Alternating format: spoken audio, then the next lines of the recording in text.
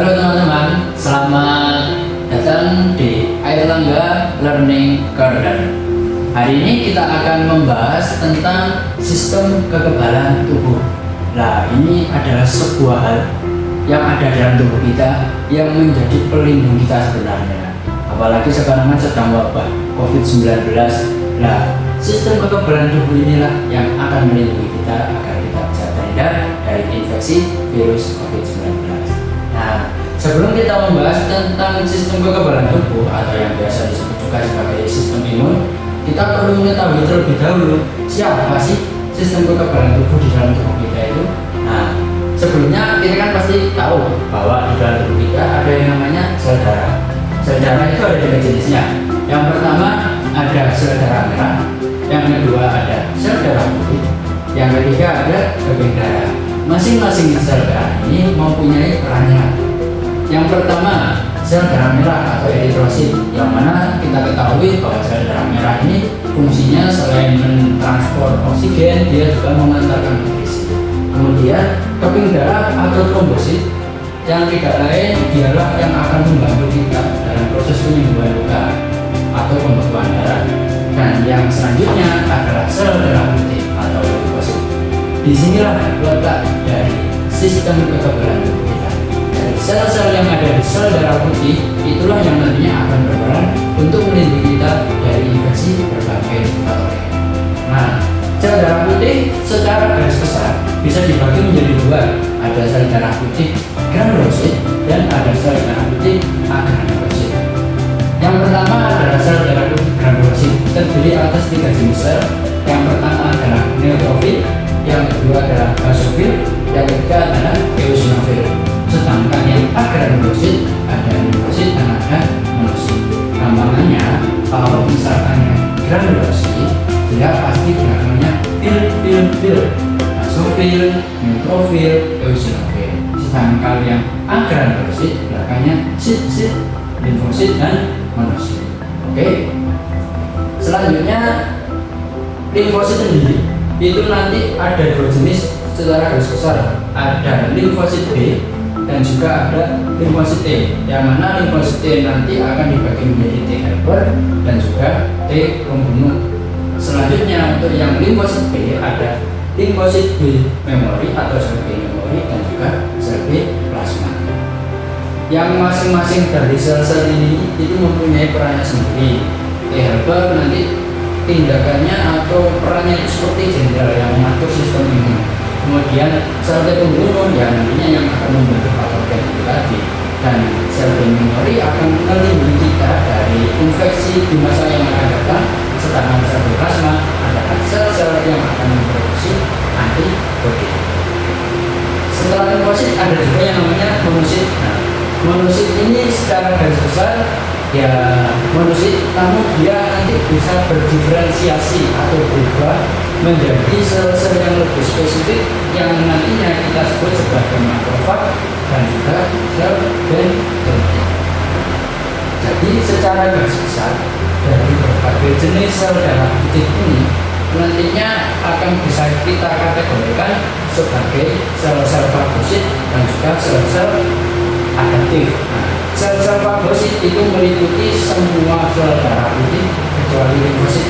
Sedangkan sel-sel adaptif adalah sel darah putih yang dari golongan limfosit. Nah, setelah tadi kita mengetahui siapa saja yang berperan dalam sistem kekebalan tubuh kita atau sistem imun kita, selanjutnya kita masuk ke sistem imunnya. Sistem imun itu ada dua. Yang pertama adalah sistem imun innate atau bawaan, dan yang kedua adalah sistem imun adaptif atau spesifik. Nah, sistem imun innate atau bawaan sifatnya dia itu global atau non spesifik. Maksudnya bagaimana? Apapun benda asing yang masuk ke dalam tubuh kita itu akan dikenali sebagai antigen atau patogen dan dia harus dimusnahkan. Ibaratnya nih, kalau misalkan ada penyusup ke negara kita, pasti tentara kita akan menangkap penyusup itu tadi. Ya, itulah yang juga dilakukan oleh sistem imun kita. Kemudian sedangkan yang sistem imun adaptif dia itu sifatnya spesifik. Maksudnya bagaimana? Nah, kalau tadi kan yang menyusup siapapun penyusupnya ya akan langsung ditangkap. Tapi dalam sistem kekebalan adaptif, yang menangkap penyusup tadi itu tergantung. Maksudnya tergantung bagaimana. Jadi kalau penyusupnya itu adalah koruptor, ya hanya pasukan khusus koruptor yang akan menangkap penyusup koruptor tadi. Kalau yang menyusup tadi itu adalah intel, ya hanya pasukan khusus intel saja yang akan menangkap penyusup intel tadi.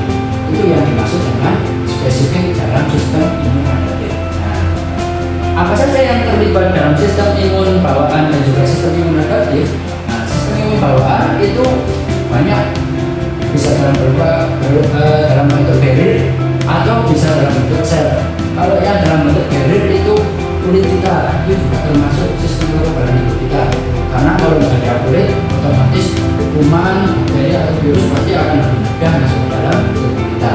Kemudian lapisan mukosa di mulut, di usus dan lain sebagainya itu juga akan melindungi kita dari adanya infeksi kuman-kuman baik bakteri ataupun virus. Kemudian juga ada asam lambung. Nah, yang kita makan kan nggak mesti 100% steril, bebas dari penyakit. Apalagi kalau teman-teman hobi makan cimol atau sempol yang dari pinggir jalan gitu kan ya. Apalagi ada kebiasaan nggak cuci tangan sebelum makan. Otomatis itu juga akan menjadi sebuah tantangan atau hal yang membahayakan bagi tubuh kita. Disitulah asam lambung akan membantu kita untuk membunuh kuman-kuman yang ada di makanan tadi. Begitu juga dengan air mata. Sama kalau misalkan naik motor atau berjalan di tepi jalan, kelilipan, nah, itu kan juga pasti ada kumannya. Nah, air matanya akan melindungi tubuh kita agar nanti kumannya tidak masuk ke tubuh kita untuk menginfeksi tubuh kita. Dan selanjutnya adalah sel-sel fagosit, sebagaimana yang saya jelaskan tadi, ada sel darah putih agranulosit dan juga sel darah putih granulosit. Nah, setelah itu adalah sistem kekebalan adaptif. Nah, sistem kekebalan adaptif ini diperankan oleh dua jenis sel, yaitu adalah sel limfosit tadi. Ada sel limfosit T dan juga ada sel limfosit B. Sel limfosit T sebagaimana sudah saya jelaskan tadi ada sel T helper dan juga sel T pembunuh. Sedangkan sel B nanti bisa dikategorikan menjadi sel B plasma dan juga sel B negatif. Nah, sekarang kita sudah tahu perbedaannya ini sama adaptif. Pertanyaan selanjutnya adalah bagaimana caranya sistem imun kita bisa mengeliminasi atau membunuh sesuatu yang menginfeksi tubuh kita. Nah, caranya ada di gambar sebelah kiri saya. Ini adalah gambar atau mekanisme yang kita sebut sebagai inflamasi atau peradangan. Biasanya kalau senang dokter sampai ini sedang ada peradangan. Apa sih peradangan itu? Ya maksudnya yang ada di sini. Secara garis besar, definisi dari peradangan itu adalah respon yang diberikan oleh sistem imun kita untuk mencegah tubuh kita mengalami kerusakan atau sakit yang lebih parah. Jadi sebenarnya kayak demam atau mungkin bengkak dan sebagainya. Karena itu adalah respon untuk melindungi kita sendiri. Nah, bagaimana proses inflamasi itu terjadi? Jalan ceritanya seperti ini. Kita ambil contoh yang pertama ketika ada patogen atau yang imunologi bisa disebut juga dengan antigen itu masuk ke dalam tubuh kita, entah itu bakteri atau virus, maka dia akan direspon oleh sel-sel fagosit. Sel-sel fagosit tadi akan mengeluarkan antigen atau patogennya melalui proses yang kita sebut sebagai fagositosis. Kayak pigmen makan makanannya, nah itu adalah prosesnya seperti itu. Setelah sel fagosit berhasil endositosis daripada patogennya, maka sel fagosit dia akan mengeluarkan sinyal. Sinyalnya itu bisa dalam bentuk sitokin atau chemokinin, sinyal akhirnya nah, dari sinyal inilah yang nantinya akan bisa dikenali oleh sel T helper bahwa di suatu tempat itu sedang ada bahaya.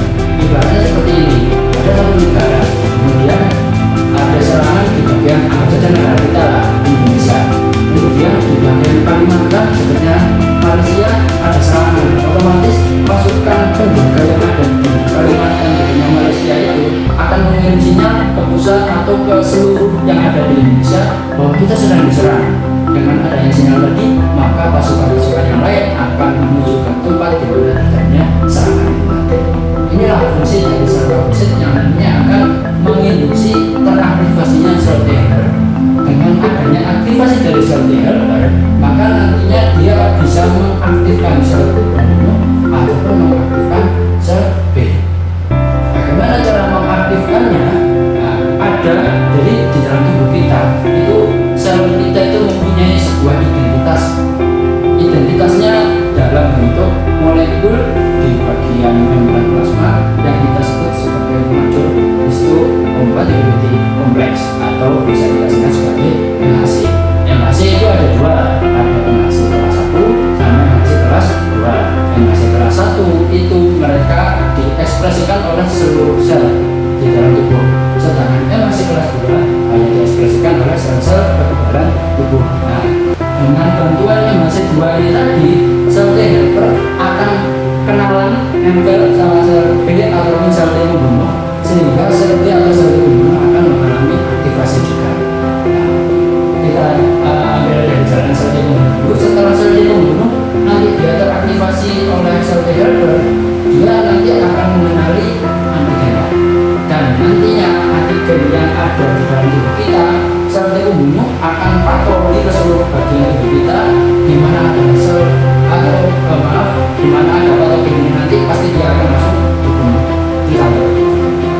Dengan kata lain, sebagai contoh, kalau misalkan yang masuk ini adalah virus SARS-CoV-2 atau yang menyebabkan COVID-19, nantinya akan dimakan oleh sel fagosit, kemudian nanti dia akan mengaktifkan sel T helper, dan sel T helper akan mengaktifkan sel T pembunuh. Sel T pembunuh ini nanti akan spesifik hanya menyerang virus COVID-19. Itulah kenapa pada ini dari sel fagosit sampai di sini itu adalah termasuk sistem kekebalan bawaan, karena dia sifatnya umum, tidak peduli patogennya apa, bakteri atau virus apapun, responnya akan sama. Sedangkan kalau sudah masuk sel T helper, dia lebih sifatnya itu spesifik. Jadi ada sel T helper yang menangani COVID-19, ada sel T helper yang menangani sampel merah, ada sel T helper yang menangani influenza. Jadi kerjanya mereka spesifik sesuai jenis infeksinya. Selain melalui sel pembunuh, sel T helper juga bisa mengaktifkan sel B.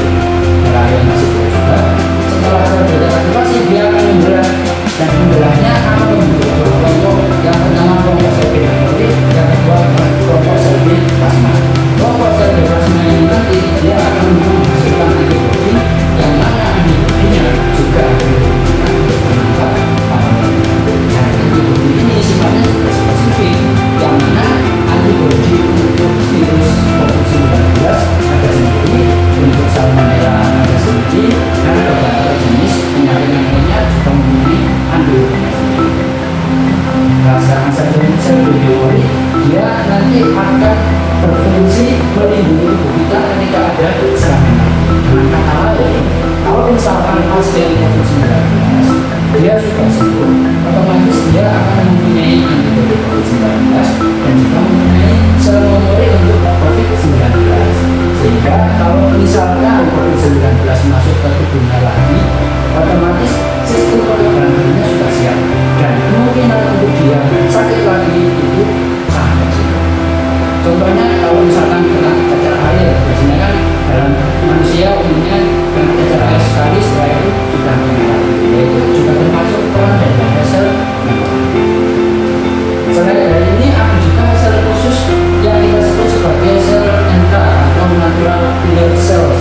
Nah, sel NK ini dia bisa melindungi tubuh kita kalau misalkan ada sel yang sudah terlanjur terinfeksi.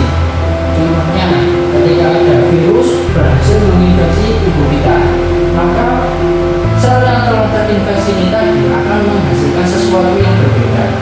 Sesuatu yang berbeda akan berpengaruh terhadap identitasnya. Sebagaimana saya jelaskan tadi, kalau semua sel kan pasti mempunyai MHC kelas 1. MHC kelas 1 ketika dia terinfeksi akan berubah bentuknya. dengan perubahan bentuk tadi, maka sel muka akan bisa mengenali sel yang terinfeksi tadi. Oh, ini selnya nggak sehat. Dengan kata lain, setelah diketahui ini selnya nggak sehat, otomatis dia harus dimusnahkan. Setelah sel MK memusnahkan ini, dia nanti akan mengirim sinyal juga agar sistem kekebalan negatif atau sel-sel imun lain juga bergerak membantu untuk mengeliminasi beberapa sel yang sakit. Bagaimana? Bersyukur banget kan kita mempunyai sistem kekebalan tubuh yang sangat membantu kita dan mencegah kita, melindungi kita agar kita tidak terinfeksi penyakit. Apalagi di tengah wabah seperti ini, teman-teman, satu-satunya yang bisa menolong kita adalah sistem imun kita. Dan dengan kata lain, kita harus memperkuat sistem imun kita agar kita tidak mudah untuk terinfeksi virus SARS-CoV-2 yang menyebabkan penyakit COVID-19. Terima kasih, sampai jumpa di topik berikutnya. Salam dari Airlangga Learning Corner.